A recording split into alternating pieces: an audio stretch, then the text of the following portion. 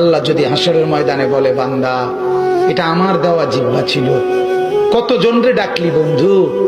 আল্লাহ যদি বলে, বান্দা আমার এই জবানে আমার নামটা কি আমি একবারও শোনার অধিকার ছিল না?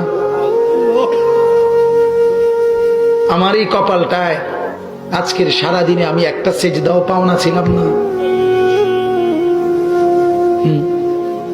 আমার এই কানটায় আমি আল্লাহকে একটা বারো আজানের আওয়াজটা শোনার হক আমি পাওনা ছিলাম না? কি বলবি যুবক? হ্যাঁ মুসলমান, কি বলবো? বলো না বাপ, কি বলবো? এক মা যদি বলে, মা তার পাষাণ ছেলেকেও যদি মা বলে, এরে বাপ 9টা মাস তোরে পেটে ধরছি রে বাপ, 2টা বছর তোরে বুকের দুধ খাওয়াইছি বাপ, বিনিময়ে তুই আজকে আমার মতো মা রে ভুলে গেলি বাপ, কেমনে রে সহ্য করলি? এই কথা বললে যত বড় পাষাণ ছেলেই হোক, সেও তো কিছুক্ষণের জন্য হলো মাথাটা নোয়াই লাগবে।